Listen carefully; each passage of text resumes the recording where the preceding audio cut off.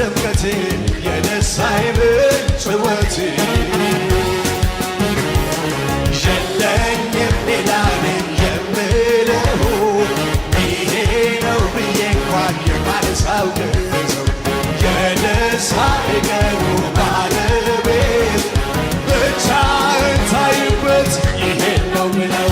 ተመስገን ተመስገን ተመስገን ተመስገን ተመስገን ተመስገን ተመስገን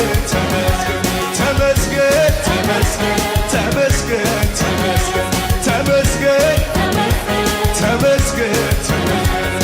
ጳውሎስና ሲላስ በእስር ቤት ተጥለው እያሉ በእስራት